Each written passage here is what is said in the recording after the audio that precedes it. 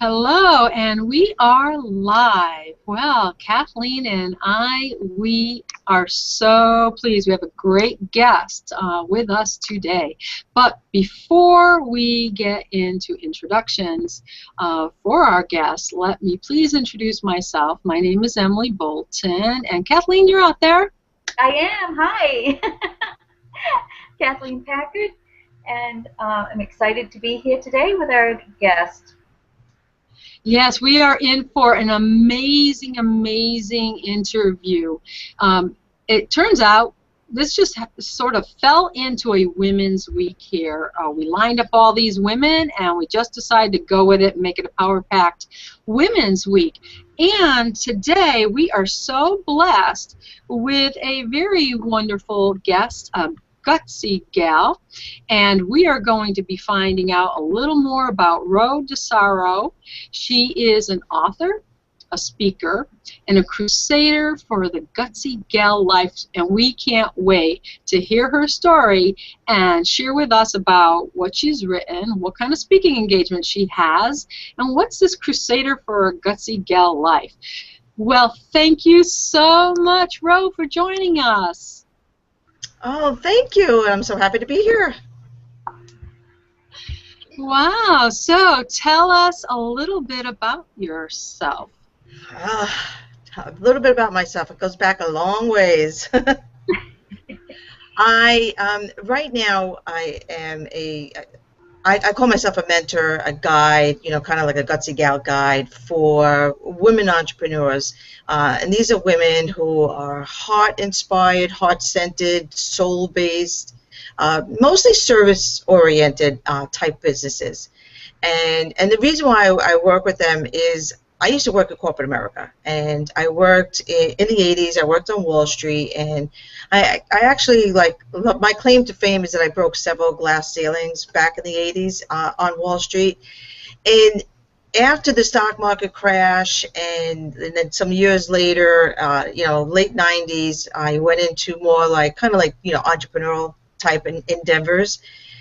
And I actually developed a huge direct sales network marketing type business. And what happened is I've seen is, you know, I'm building my team, and I'm networking with so many women business owners, and I love working with women, and I'm going to all these networking events, and I'm seeing that they're creating their own glass ceilings, and it was almost like I was back in corporate America, yet we would blame society and blame that it's a man's world, why we're not getting paid enough.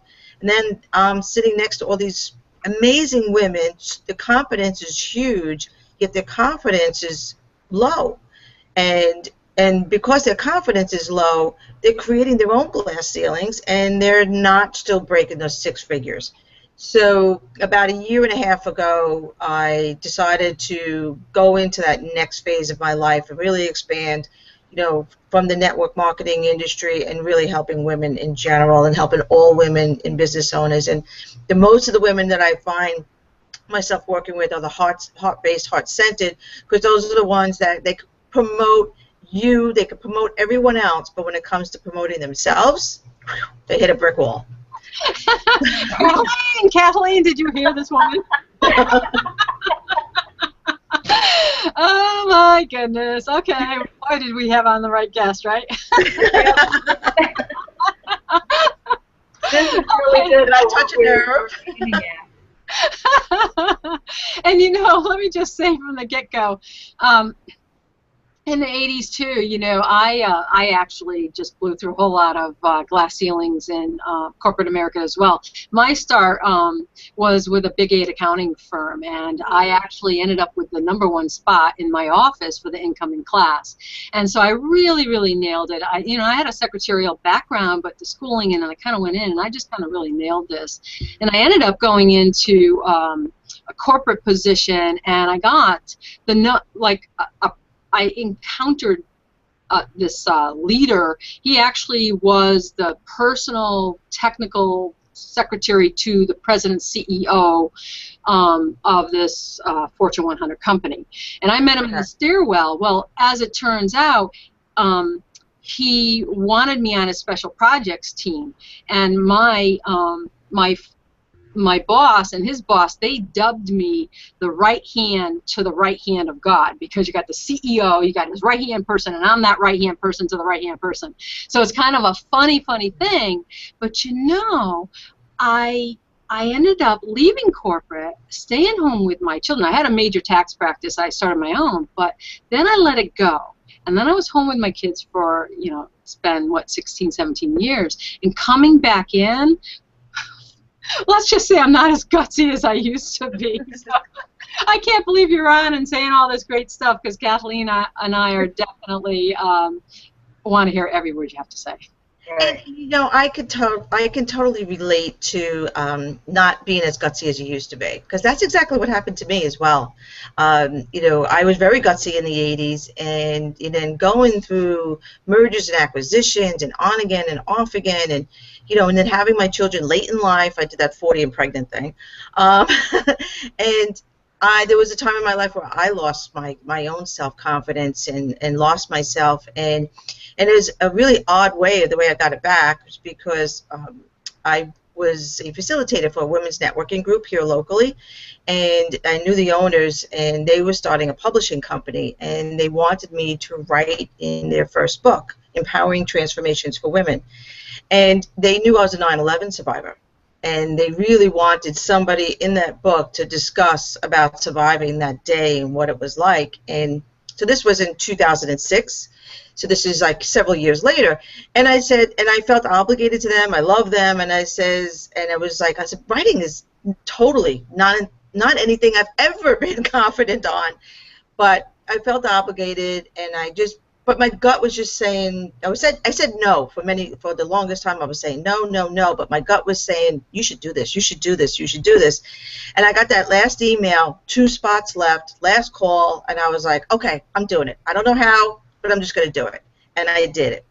And once I made that commitment to write a chapter in her book, I now said, okay, now she wants me to write about my 9/11. Well, I don't know. I haven't really been thinking too much about it. All I've always done was really think about everyone else. I never really internalized it to myself. So once I started to dig deeper, I started to realize my actions of that day and what I did. And then I remembered that while everybody was running away, while everyone was running to catch their boat, I actually let 2 of my own personal boats come and leave. I chose to stay in the midst of the fire when everybody is running to save their souls. I'm looking for my family. I'm looking for my friends. I said my car is right across the river, because I live in New Jersey, so it's just a short ride. It's a 5-minute boat ride from New York to New Jersey, for those who don't know. And I was like, my car is right across the way, and the cell phones weren't working, so I'm like, I'm not leaving until I find everybody. I was working with my brother at the time. I was working with a nephew, and I realized that from that you know what, my natural ability to be strong and to be tough and to serve others is innate. Because when you're in the heat of the moment like that, when you're in a tragedy, you could only be your authentic self. There's no way you could be like self-doubt. There's no time for that in that kind of environment. So I realized from that this is who I am, and so why should I be self-doubting myself? And then I started to realize that from there, the only thing that was stopping me was my self-limiting beliefs, my doubts, my fears, and the biggest realization was that the emotional wall that was protecting me from disappointment was also separating me from my dream. Oh, yes. Oh, yes. And that I just got chills just saying it.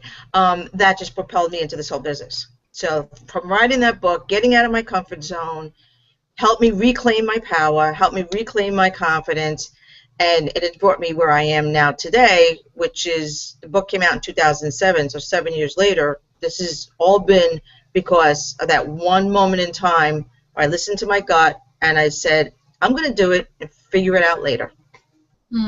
Wow. So just to give us a little bit of closure there, was your family all right? Everybody that you knew you were looking for, did you find them and all? Thank you for asking. Yes, everybody was fine. They didn't. I was actually home because my car was. I actually took the last boat, and as soon as I got across the other side, the first tower fell. they didn't get home till like midnight, and then I found out that one or two actually never worked, ran to work late, didn't even get in because I never made it into my office in my building that morning. I actually witnessed the first plane, and we all got on the boat anyway. So just crazy day. But yes, everyone's fine. Thank you. Yeah. Well, praise be to God that you had all that shield of protection around you. Wow, what a what an amazing story, and that reclaiming and that finding your power again. You're going to be so wonderful for our viewers and women in general. And we kicked the week off really speaking about some of the low self-esteem issues and the valuation issues. So even though women may very well step into the marketplace, then they have issues like money's not coming their way, and they're not really making money or whatever. And the issue of currency and money and how it's related to an exchange of value, and when one doesn't value themselves highly, then there's that blockage, if you will. That's the level at which, and that's that glass ceiling you're referring to.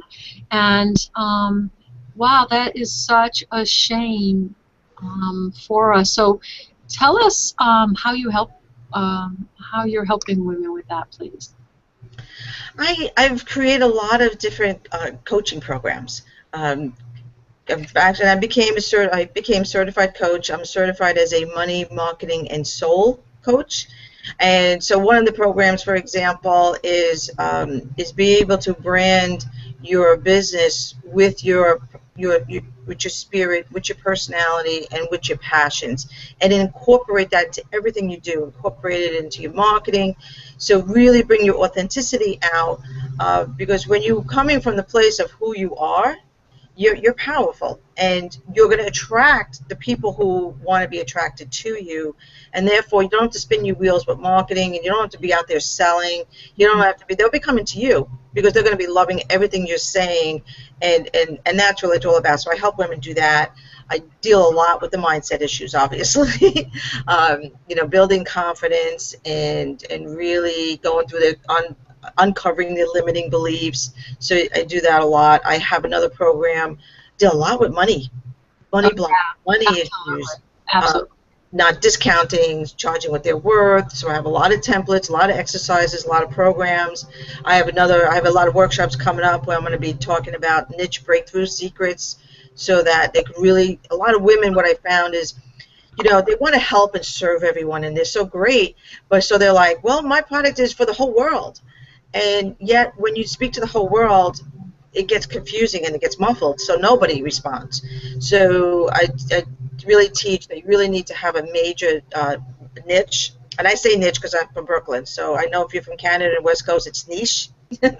So for me, it's niche. But when you chunk it really down to one particular type, it opens up the whole world. And then when you have that established, you can add another one, and you can make your little branches and branch out from it. But you got to start from one and not be afraid of that, well, this is only going to speak to this one, and therefore I'm leaving all these other people on the table, and I want to help the world. Because the only way to help the world is to really start that way and then branch out. It's a kind of like a backwards way we think it's supposed to be and way it actually works. So I do a lot of programs like that. That is just, I can't express how important that is, the work that you're doing, because so many, just like you say, they want to do the whole world, but everybody's got something that is going to be unique to them, that is, if they market to, like you say, that niche, that it's going to be so much more effective. And I think that learning that, reinforcing that it's okay to be who they are. They don't have to be somebody different, to do this. That embrace who they are, because they're unique. They're God's child, and they're perfect just as they are. And that's how they enjoy their business, and that's when the fun comes in, and that's when you have the time and you're enjoying it, and now you're not stressed out and overwhelmed. I mean, that's like the amazing thing. I realized this a few years back when I didn't understand it, because the people I was looking at were like the Marie Forleos and Allie Browns and, you know, Lisa Sachoviches, and they're all like, they do, and I look at them and I say, well, they're doing all these different things, but then if you really chunk it down, they all became famous for one thing. Yes. So that's when someone pointed it out to me, and I was like, oh, it was like a light bulb just went off. And you know, you're famous for one, so now you can reach the world. yes, I'm sorry for interrupting you. Sorry. And I think there is just this awakening happening, and I believe it is in part because we do have social media, and we have so many of these problems, if you will, in common. So we're seeking these answers, we're seeking a solution, and so we're going out online. And so thanks be to God for good marketing, because we're finding some of these. And you are absolutely right, because even for myself, I can see, though I started to come back in for the tax, in particular tax planning, because there is such a need.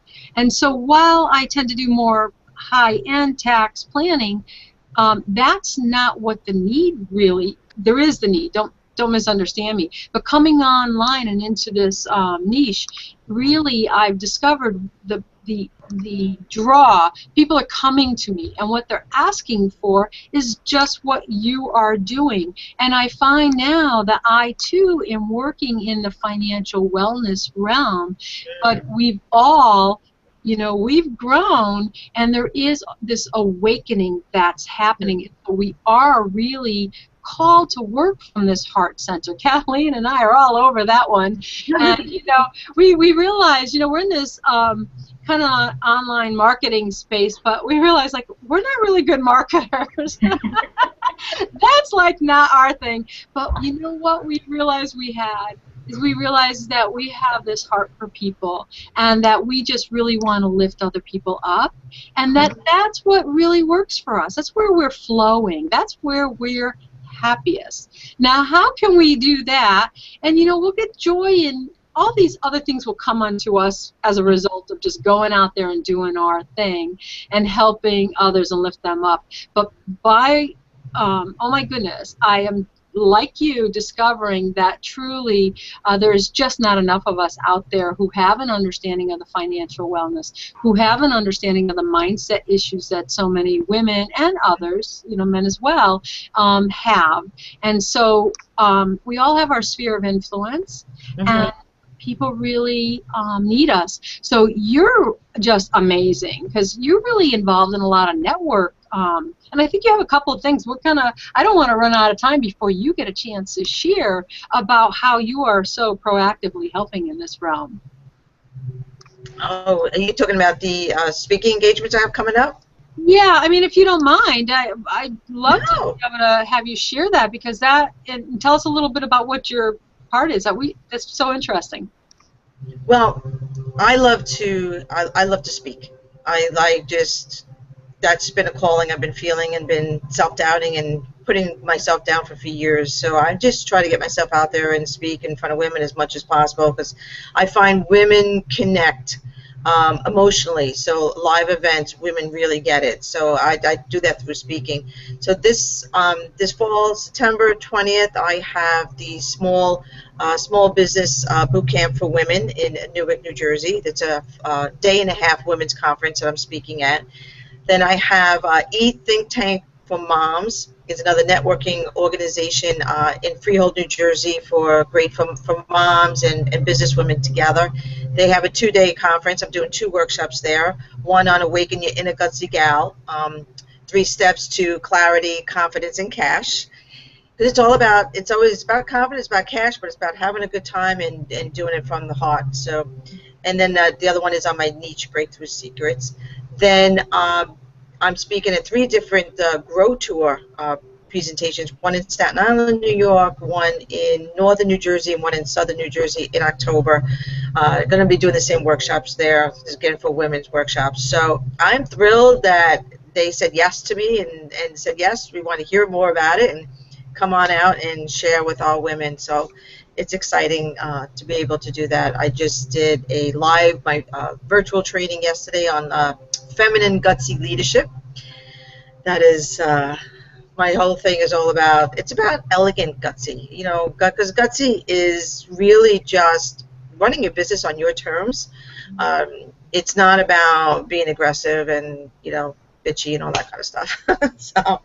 So that's how I'm getting the word out there in the next few months. And then by the end of the year, we're going to be doing some online coaching programs and some workshops. So I'm doing a lot. I'm giving a lot of free stuff away right now so that, you know, people can come and learn and see. And if they like it and they want to learn more, then great. If not, then that's fine too.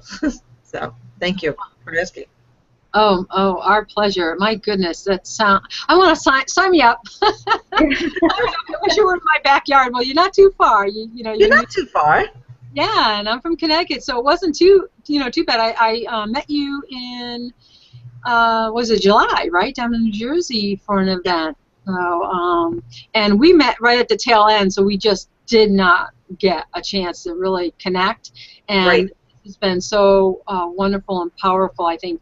Wow, God put us together, and for us to be able to bring you to our viewership and just really share, because we do believe that we want to be at that doorway for women and men who are coming and considering, is it possible to make money online? Is it possible to make money from home? And to, if they're worried, is it a scam? Is it, whatever? And when they do, we all know they're going to encounter those, just kind of lost you guys, at least the image here, but we want them to have that kind of comfort that they are, that they're safe, that we can put them in with the right people, and you are just a blessing to our viewership. Kathleen, why don't you take over and close us up, hon? Yeah, and there again, this has just been so enlightening, and I think that the message that you brought today, with breaking that ceiling again, to not put yourself down, to, get out there and find who you are and embrace who you are is such a powerful message for women to hear, and and I don't think they can hear it enough, ever. And so.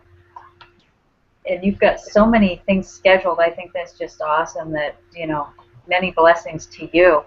And thank you so much for being on with us.